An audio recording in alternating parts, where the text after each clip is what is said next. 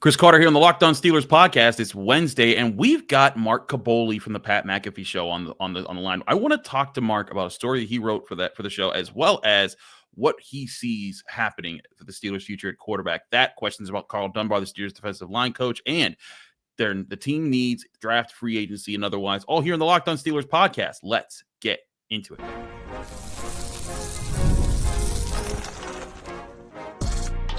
You are Locked On Steelers, your daily Pittsburgh Steelers podcast, part of the Locked On Podcast Network, your team every day.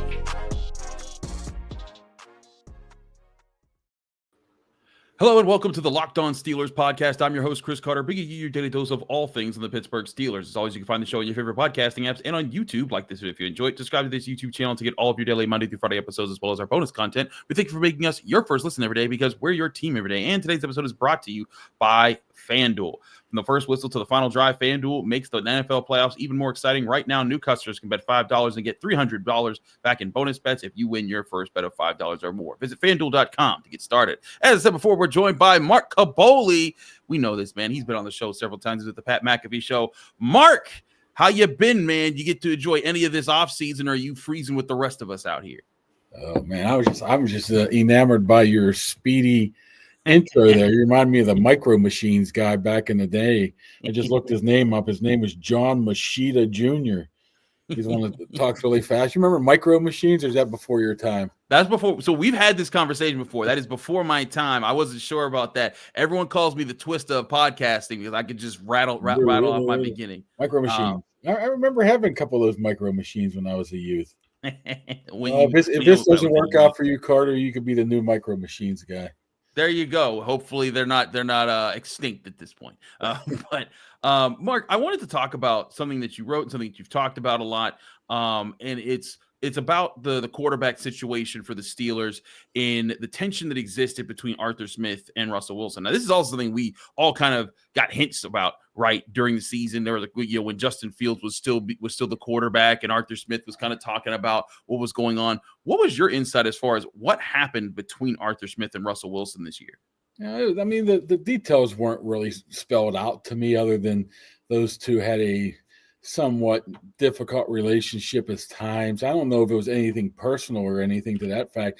It was more of a working relationships and just see how they went about their business and stuff like that. So I mean, we all heard about he preferred Justin Fields. I don't know if that's true or not. I haven't heard anything other than, what everybody else has heard about that could be the case. But I mean, if you have two different guys really set in their ways, especially Russell Wilson, who's probably set in his ways doing this for 12 separate years, and he had a good middle part of the season, and all of a sudden things change from that point onward. You can see them button heads a little bit. Now, I don't know if that has anything to do with the future here.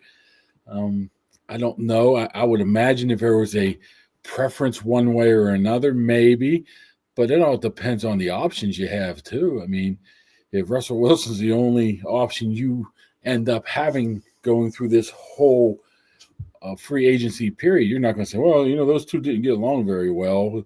They really didn't see eye to eye 100% of the time. You're not going to go down that route. So it's just things that come out at the end of the season. You tend to see that, Carter, when people tend to talk after it's all said and done, and this was nothing more than that. Like you said, is you could pretty much – what was weird to me, Chris, was how much they played it off as a great relationship. It wasn't, Russell's cool. It's like, we hung out together. We were calling our wives. We were out partying. We stayed here till 4 o'clock in the morning on Fridays. Then you realize that maybe they were, but maybe they were not totally getting along here as much as you would think. But, another thing is those guys this is professional football. Two strong-headed men. They're not going to agree on everything. I'm sure me and you don't agree on some stuff, Oh, no, certainly. It was just a fact of the matter. How big of an issue it was, I was not aware. I'm not aware of that, or wasn't told that. Well, so that's the thing, Mark, is that there's things that get made that turn from molehills into mountains. And I think that one thing that was seen this year is that, there was a period where the Steelers offense worked with Russell Wilson. They were averaging 28.4 points per game before that 5-game stretch at the end of the season. There was a flow to it. The run game was working with the pass game. Things were clicking, and then obviously it didn't at the end of the season. And you've covered times where there's tension between coordinators and quarterbacks before on this team. Todd Haley and Ben Roethlisberger that was even less kept of a secret over the years. But again, they tolerate each other because that's what professionals are supposed to do. Roethlisberger, preferred Bruce Arians. Todd Haley was kind of brought in to push him a little bit, and under Todd Haley, Ben Roethlisberger had his best statistical years of his career. And I think that's where I look at this situation. And again, I'm not so sure the Steelers are running it back with Russell Wilson. We'll see. And I want to get your thoughts on that. But I think a lot of that has to do with the money that he wants and they can get him to agree to if they are to. But I think that whatever comes in next year, there has to be some sort of better plan to kind of take the pressure off of him to have to hit as many deep balls. And you want him to hit the deep ball, but you need another strength in this offense. And nothing else really developed this year, whether it was the run game was for a little bit, and then it faded late in the season. The short passing game never developed. So then when you had that, all you had was the deep ball, and that's not enough to win football games. I think you hit it on the head there. When did the offense start taking a downturn? When they stopped running the ball very well. And all of a sudden that put more pressure on him. And now he has to try to work, make, chicken soup out of chicken, with some of the weapons he has right there. And you add that on to all of a sudden you're playing 4 or 5 really, really good teams or really hot teams in a row right there. And it just seemed and that's how you end up losing 5 games in a row. And everything just piled up right there. I would love to see if that offense or that running game stayed intact or was as good as it was during that middle stretch of the season when Najee, we were talking about Najee, should they have really signed him? Did they screw this up here? If they were still in that mode of running the ball, how does that help Russell? Russell is at a point where he needs weapons around him. He's not going to go out and win your game. He's not going to go Lamar Jackson you or Josh Allen you and just go out there and just dominate and win. Right. He needs help around him. And I think he lost some of that help in that stretch of December with the running game struggling, with the offensive line struggling. And you can't do that. If everything stayed the same, I think he would have still been putting up good numbers that had better chance to win. But once you take one little piece out of that puzzle, it just starts crumbling down. All of a sudden, the play action's not there. All of a sudden, the deep balls aren't there. And all of a sudden, you're going 3 and outs, and the defense gets taxed. It just works off another. So I think that's what really happened right here. So unless you're guaranteeing Russell Wilson a top 10 running game, what's going to change? I don't think it would. And so that's where I'm at with this, Mark, is that the question is, can you develop that next year? Now, this is an offensive line that got beat up. We talked about the offensive line a lot. James Daniels being out didn't help. Troy Fautanu never playing didn't help. Broderick Jones maybe could have done better. But, I think that's the question is, what's the quarterback move that you go with in 2020? Because, I don't like the free agency class, really. Like Sam Darnold, I think that was a nice Cinderella carriage that turned into a pumpkin in the playoffs for him too.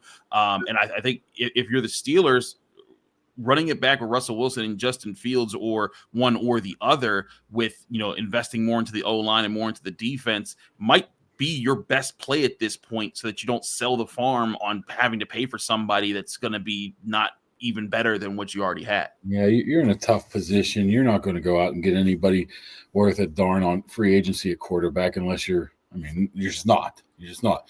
If you're going with Kirk Cousins, Aaron Rodgers, Daniel Jones, you might as well keep it with you. You might as well go with Kyle Allen, if you're going that route. Dang, even that bad. Yeah, I don't know. Kyle Allen in his limited time. He did make some plays. You saw him in practice too. He didn't look really that bad. He had some wheels on him for a guy that hasn't played a ton in his career. I'm not saying he's a starter or anything like that, but where do you go?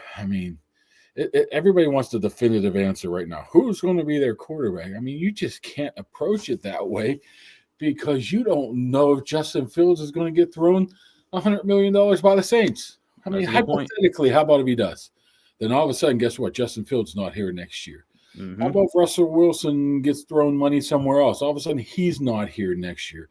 Or you have to go with Russell Wilson. Now, if it was a perfect scenario and the perfect, with money-wise and where you want to go organizationally, it's obviously Justin Fields in my eyes because he gives you that lottery ticket, Yeah. The lottery ticket, if you scratch it off and you hit, 3 sevens or whatever it is, whatever depends what scratchy ticket you have, you could win a lot of money for a little amount invested into it. And I think that's your best bet right now. If you're going out and thinking you're just going to go, okay, let's give up, the Colin Cowards, TJ Watts, George Pickens, and draft picks to move up to get Shedeur Sanders. Who says Shedeur Sanders is going to be any good? Right. I mean, you have no clue whatsoever. So I think Justin Fields is a guy you just give him a shot because he gives you the best opportunity of hitting that grand slam right now. If not, I mean, I'm not saying don't draft a quarterback in the 3rd round or whatever. Right. Or look at Don't free sell the agency. farm. But you have to make that decision on a quarterback by March 15th or March 12th. You can't say, okay, let's let them both hit free agency. And guess what? All of a sudden, you're sitting there with nobody, and you have to go get you have to go get Daniel Jones as your starter. Woof. Then you're in trouble. So you better have somebody in place or a plan in place to have one of those guys. I would like to say preferably Justin Fields, unless somebody else. There's probably 5 teams out there maybe that really need a quarterback. I'm thinking that might be willing to say, hey, Justin Fields is not going to cost us a ton. Let's go assure him a starting position right now. If Justin Fields goes into that office and says, and the Steelers present him, okay, we want to bring you back, but we're going to try to bring Russell back. Why in the world would Justin Fields come back if he's not a guaranteed starter? And that's where I'm at, Kaboom, because I also looked at it. You and I, we were both on the Russell Wilson, give the Russell Wilson a shot train during the season. And even when things started to falter, it's like, hey, let him try to play his way out of this because he played well. But now at this point, I'm with you. Like Justin Fields has shown like, hey, he's younger. You tried it with Russ. And here's the other thing. Say the offensive line does develop. Say that they do take serious steps forward next year and then a run game is present. And then you have Justin Fields. Then you do have multiple threats that you can work with there and that you're giving him more time and you can open things up in the offense. You'll have another year of him being in your system. I'm with you. I think that's the better move here. But it will all depend on what do these players want, right? Because Russell Wilson says he wants to win a championship before he retires again. And I'm not so sure Russell Wilson's going to get to be a part of too many other competitive teams that make playoffs, like the Steelers if he just hits free agency right now. So he might come back and say, hey, you know what? Maybe guys, I'm willing to come back on another really cheap deal, not as nearly as cheap as a vet minimum, but here's a deal for that. And you have to wait. Is that better, or do you prefer to go get go make sure you keep Justin Fields, who probably won't be $20 million a year, but he won't be super cheap either because he knows that teams are going to try to give him a shot. Yeah, Justin Fields right now is nowhere near being a sure bet. But I think he's your best bet. He's your best bet. I agree. I think that the chips better line up there. I want to talk more about that and other things the Steelers need next here on the Locked On Steelers podcast. Chris Carter with Mark Kaboly. Stick with us. We'll be right back. But first, I remind you this show is brought to you by FanDuel Sportsbook, the #1 sportsbook in America. From big upsets to game-winning drives, the NFL playoffs are better with FanDuel, America's #1 sportsbook. Right now, new customers can bet $5 and get $300 back in bonus bets if they win on that first $5 bet. That's $300 in bonus bets for just betting $5. The FanDuel app gives you everything you need, from live bets to same-game parlays and so much more. The conference championship round is set, and right now, here are your updated lines. The Eagles have moved up to being 6.5-point favorite. They were 5.5-point favorites to start the week over the Commanders in Philadelphia, but the Chiefs still sit tightly at that 1.5-point favorite mark at home over the Bills. Two big matchups. Where will you put your money? Be sure to start the season with a big return on FanDuel today. Visit FanDuel.com. When you go to FanDuel.com, you can grab your $300 in bonus bets if you hit your first bet of $5 or more. Make every moment more with FanDuel, an official sportsbook partner of the NFL.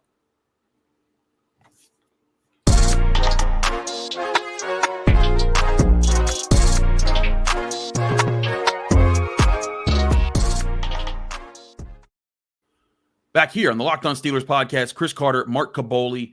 Mark, let's talk a little bit about this defensive line situation. And the Steelers' defensive line, it's not bad, but it's not dominant. And I think for this defense to be what it was supposed to be this year, and listen, it was still a top 10 defense for most of the year. It played well, but in key points, it did falter. And especially late, you saw them getting bullied by the Ravens in both their last 2 games against Baltimore. And that's not something that you want to see. Typically, when the Steelers' defense is at its best, its defensive line, especially in the past 6 years, has kicked a lot of butt. Cam Heyward certainly proved a lot of people wrong about his extension. He balled out. I think Keeanu Benton took some steps forward, still could take more, but he's on the way there. But Larry Ogunjobi didn't really work out the way that you wanted. And there's other guys behind them. I think Isaiah Loudermilk was better this year than he had been in previous years. But ultimately, this all comes down to Karl Dunbar, whose contract is up with the Steelers. And Mike Tomlin talked about there being changes in his last press conference at the end of the season, being there. Is Karl Dunbar a person that you think they should change or they will change, or both? Well, I don't know what's going on with Dunbar. I mean, he's 57. Maybe he's tired. Maybe he wants to retire. I don't know if that takes, I have no idea. That could be a part of it that we will never know, to be honest with you. But if you talk to any of the players, I'm not even talking about defensive line.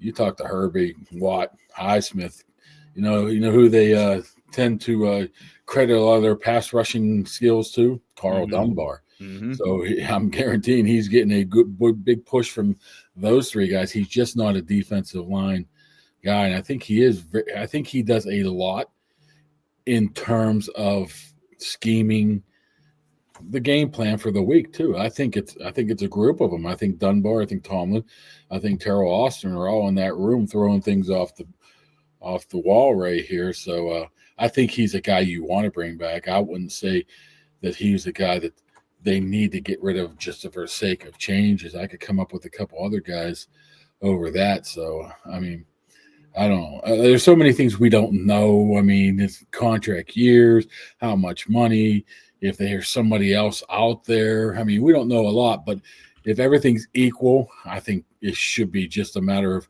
putting pen to paper and bringing the guy back. I think he's very good at what he does. I mean, he certainly has a very good track record. You look at his time with the Steelers. He was hired back in 2018. What he's been able to bring to the team since then. And I mean, and when he inherited with the Steelers was a defense that looked like it was gonna be nasty for a time. You had Cam Heyward, Stephon Tuitt. Heyward's been everything he's supposed to be, but Stephon Tuitt grew under him. It was just very unfortunate that Stephon Tuitt, had everything that happened, his injury, his brother dying, and then he just decided to retire. And I mean, good for Stephon to it if he finds peace in whatever his life is, but that left a hole in the Steelers. That's why they went and got Larry Ogunjobi, because they needed another presence next to them. But I really think one of the things that has to happen here, Mark, over this offseason is the Steelers need another dog on the defensive line. And I mean a guy that can line up in the middle and beat people up. And we'll talk about more of this in the next segment as far as their draft needs versus their free agency needs. But I think that's something that's absolutely needed to give some more versatility between Heyward and Benton,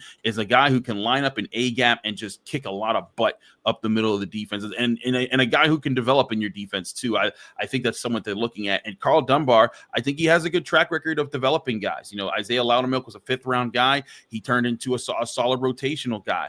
Montrevious Adams, he was a practice squad guy that turned into a solid rotational guy for many years. And again, those aren't superstar developments there. It's not like he turned Nick Herbig into a superstar. It's not like Antonio Brown going from 6th round to Hall of Famer. But I think that if you were able to continue to invest, and I do think Keeanu Benton got better this year, and if you were to continue to invest in that unit, he could be a worthy person to look over the group. Yeah, I think the best bet is him to take another step forward, Benton. And if that means kicking him outside a little bit, I would like to see that. I mean, I don't know how well he'd be able to do, at least in the sub packages. I mean, we know he can play in the 2-down linemen and some of the sub packages. So I think that's the way you go. You kick him outside, you keep Heyward, hope he keeps playing like he does, then go find yourself, like you said, a nose tackle and interior guy, which shouldn't break the bank, right? No. If it's BJ Hill, if it's whoever it is. I mean, even if you want to bring in a guy like Hargrave, I don't know if that would be something they would want to do or not. Somebody to plug up the middle And I think then you have those other guys like Loudermilk is just big and strong. He has really, I think he probably had his best year this year. Mm-hmm. I agree. We don't know what Logan Lee can do. I mean, he could be a guy that can obviously step in there, and I think he was healthy for probably the back half of the year there, and they just wanted to give him a red shirt type of year. He could be the guy to go in there and help out as well. I just find with all the needs here, I just find it hard to believe that they're going defensive line route early in this draft. I don't think it's worth it. I think that's where you spend free agency money at. And, I think you got to get rid of Ogunjobi. He's just not putting up the numbers comparable to his salary. And that's the main issue, right? Like it's the fact that next year he's a $10.5 million cap hit. And then like I've said this all along, the Steelers right now, like if you look at them on paper next year, they have officially $40.6 million in estimated cap space. You cut Preston Smith and Larry Ogunjobi, that jumps up to like 60 something. So like you're going to be in a really good spot. We know Preston Smith is gone. Yeah. Or he's not coming back at that salary. Put it that way. If he comes back, he's not getting paid the cap hit of $13.4 million, which was part of him being traded to the Steelers. Hence why he was traded to the Steelers. But I look at that and I think there is a space for the Steelers to invest in the interior defensive line. But should they do so in the draft or in free agency? I want to talk about that in the next segment. But first, before we get there, Mark, you talked about other guys that could be worthy of change. Who are some coaches that you're looking at that you're considering? Hey, this is what these are guys that you could see moving on, and the Steelers finding a way to replace. The problem is, Chris, is they pretty much turned that roster over, coaching staff over in the past year or so. Mm-hmm. I mean, unless you're not happy with what some of those guys like Aaron Curry did and Zach Azzani and Tom Arth and all those guys, then you let them play it out, at least give them more than a year or so. So what options is there really to have? I mean, of course, you look at Pat Meyer, and of course, you look at Terrell Austin. I just have a feeling Terrell Austin's coming back regardless. I mean, right, wrong, or indifferent, I don't think it's 100% his fault. I've been saying this for months now. I wouldn't mind having a Mike Sullivan type guy on that side, the offensive senior assistant. Why not have a defensive senior assistant to help it out? Maybe lure this guy in somehow of saying, hey, okay, our DC is on a 1-year deal here, basically. It's a prove-it year for him. You could slide in there next year, which they've done in the past, with at least on the they did it on both sides. They did it with Austin, and they did it with Canada. So that's the route I would go. Offensive line wide, it's tough because you look at it two ways. Zach Frazier, Mason McCormick, pretty much, I would say, outdid themselves this year compared to where they were drafted at. Mm-hmm. And you have to credit Pat Meyer for at least some of that, right? Certainly. But on right next to that is Broderick Jones. I mean, you can't have the 14th overall pick struggle as much as he did this year and not point to Pat Meyer. Right. So maybe it is, honestly, maybe it's just Broderick being hard-headed. Maybe. Whatnot. Hard to teach, but hard to learn of what to do. But that's your job as a teacher, to be able to get those guys to be able to learn. So I think that's a very difficult situation as well. We haven't heard anything yet. I would imagine that if you force me to say one guy's going, I would say Pat Meyer, even though I thought he did a hell of a job the past 2 years or 2 years prior, and to a degree did a very good job this year. But when you invest so much in those two tackles and you invest so much in that offensive line, you better have somebody who is a high level, can't miss, maybe new voice for Broderick Jones in that offensive line room to be able to get things working here. And like I said, Pat Meyer, I mean, you talk to him, he's one of the nicer guys around. Yes, he is. Smart guy, nice guy. But sometimes you talk about stale message. It might be a stale message to Broderick, but once again, we might have to blame Broderick for that more than we blame Pat. But there's always a sacrificial lamb, and I think it might have to be Pat Meyer if you're going to make any moves at all. And I mean, I certainly think the Steelers make some sort of moves this offseason. It's funny, Alan Saunders and I talked about, like what you talked about, getting a defensive assistant. They brought in Brian Flores for a year. Granted, that wasn't the same as, bringing a guy in who was going to quickly ascend, because they had just signed Terrell Austin, who had waited his turn to be the defensive coordinator. And I think that played into a reason what happened there. But maybe getting a guy, that comes in, like you said, you're the senior defensive assistant. Your job is to firm up the part of the defense. As I looked at it, the Steelers didn't move TJ Watt around enough. I thought they weren't aggressive enough up front in a lot of things they wanted to do, especially late in the season. Maybe you get a person who specializes in that and says, hey, you do a good enough job, and we don't like where things are going next year with him. We'll bump you up and make you the guy. I think that's Chris, certainly. I don't know if you got that same sense with Watt at the end of the year.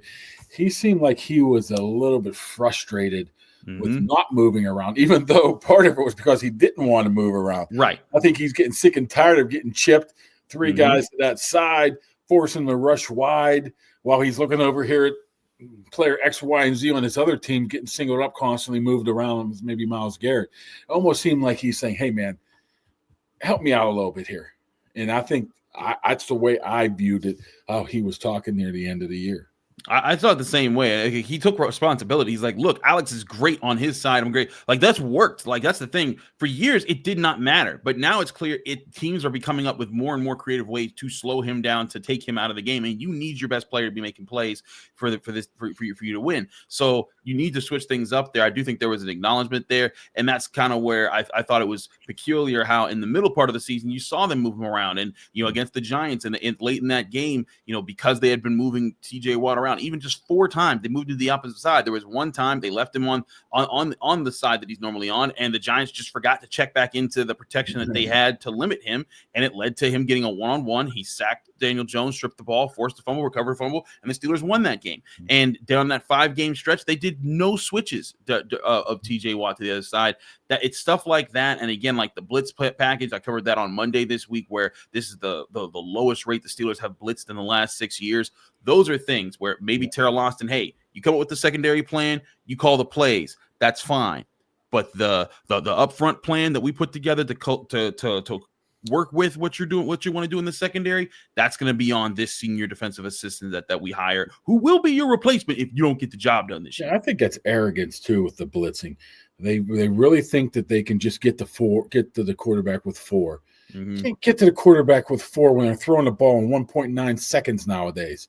Yep. You have to at least speed them up a little bit, just to think that whatever 4 you're sending, maybe 5 is going to work. It just doesn't work anymore. It just doesn't. You have to bring some pressures. You got to bring stuff that people don't see. You got to disguise stuff and bring guys free and force them to make quick throws that turns into picks. And I just don't think I think that's arrogance. I think they feel so highly of their 2 outside rushers and Heyward that we can get there with those guys. And it proved not to be true. So there you have it right there. I want to talk to Mark more about this team's needs. We'll do so next year in the Locked On Steelers podcast. Chris Carter, Mark Kaboly, stick with us. We'll be right back.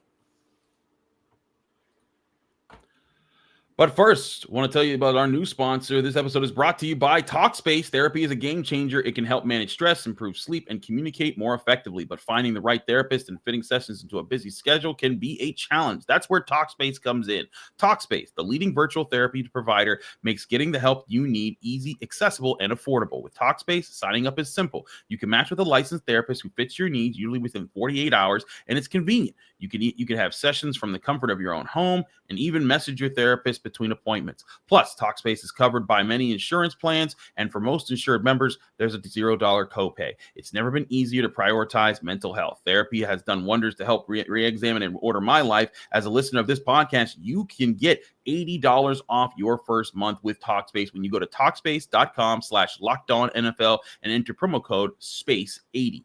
To match with a licensed therapist today, go to Talkspace.com/LockedOnNFL, enter the promo code SPACE80 to get $80 off your first month and show your support for the show. Talkspace.com/LockedOnNFL, promo code SPACE80. That's SPACE80.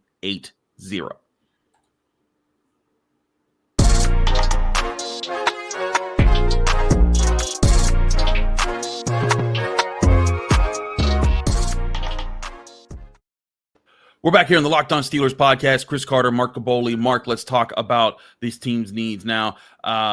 You brought up something I thought was interesting. You thought maybe not going younger on the defensive line would be the move. Maybe getting a veteran to plug up at nose tackle. So I pose to you this. The Steelers get a chance to get like a Kenneth Grant, like, not like one of the top 10 guys, like Mason Graham is I think it is the guy that everyone's looking at as the top interior defensive lineman in this draft. He's probably going to go, top 10, if not top 5. But a teammate of his, in Kenneth Grant is a guy that I really like. He has a high motor. He's 6'3", 340. He's a guy that can play there. I like the idea of adding him in the first round, especially because now you'll have a first rounder in him, a second rounder in Benton, and Cam Heyward. And then whenever Cam Heyward does, decide to retire, you potentially have, if you hit on him and Benton, a 1-2 punch again up the middle that you've drafted, developed, and invested highly into, and that can keep you on the pace that you want to be on your defensive side. But you want to go with a vet here. Do you see that? What makes you think that that's the better plan here? Because I will say, defensive linemen and offensive linemen, they often take a little bit longer to develop because it takes time to fill out that NFL body with the when you're playing a bigger position like that. I guess it all depends on what the organizational philosophy is. They think they're going to win next year, which history tells us they probably do. Do you want to wait for a guy for a year or two to be able to fill that position, or just plug and play with the, what you say, 50, 60 million bucks they're going to have to be able to play with?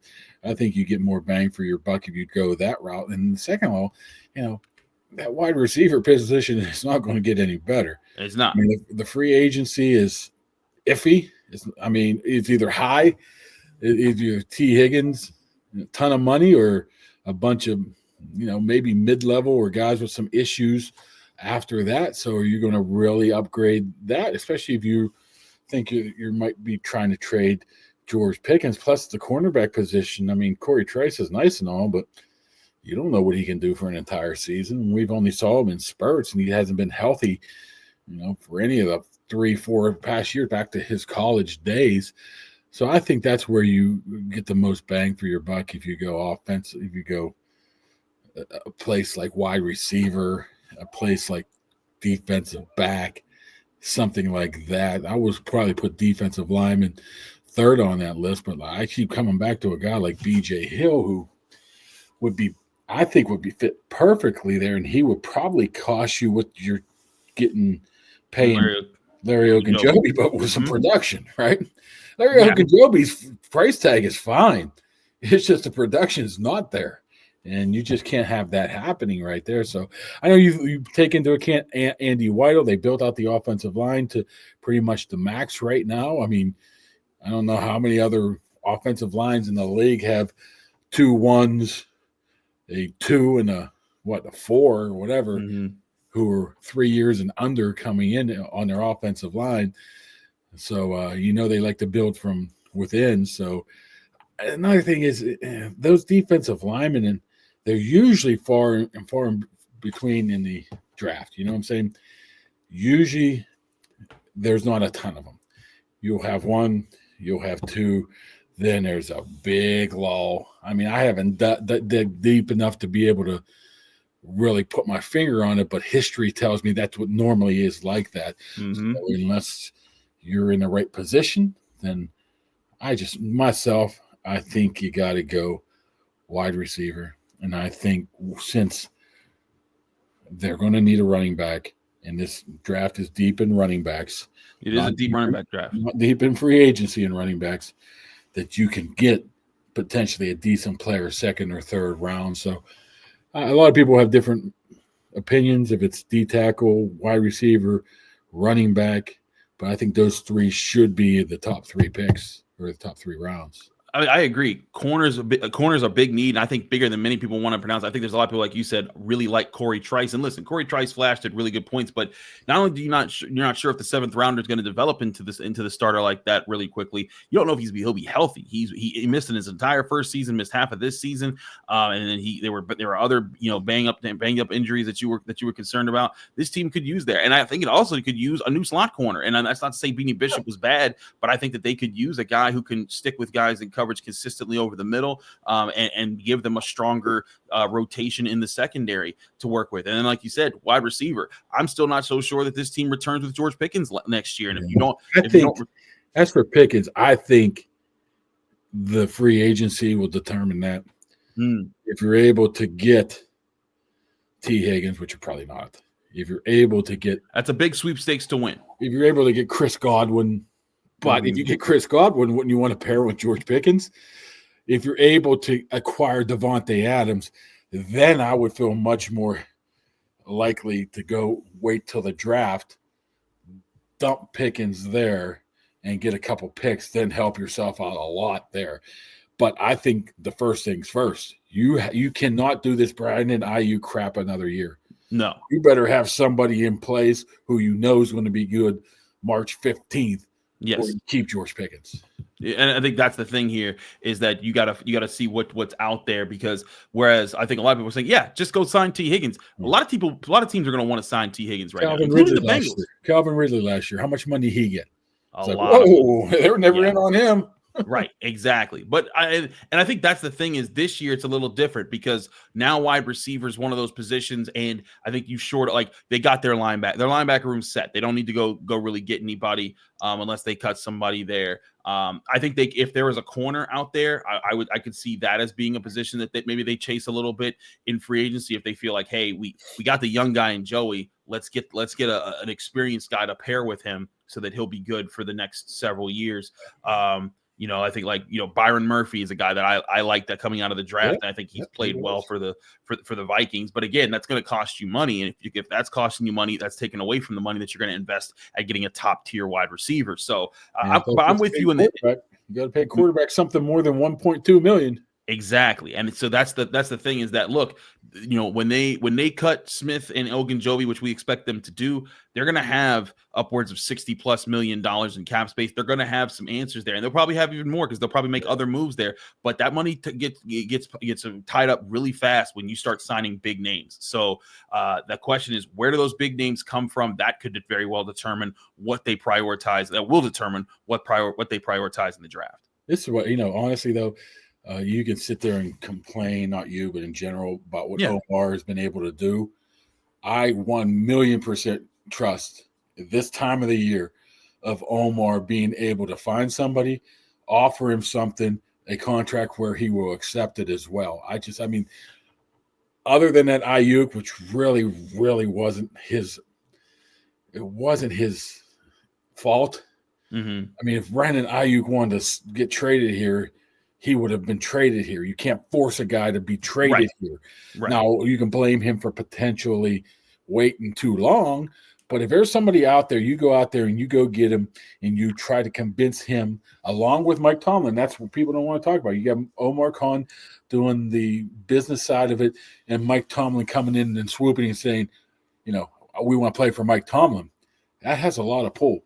And I think this is the time of the year where you can make up fix big chunks of problems with a guy like Tomlin getting people to come here and Omar being able to pull it off. Absolutely. Mark, thank you as always for joining us here on the Locked On Steelers podcast. Let people they can find you, follow you, and get more of your work. Wow, I just wrote a WWE story going to go on there. But I'm like horse crap on a farm, man. I'm everywhere now. I'm like you. This is true. You can't. The more you do, the less you get paid, right? This. I don't know about you. I make sure I get paid when I do a lot of this work. I trust and believe that. About 2 months later, right?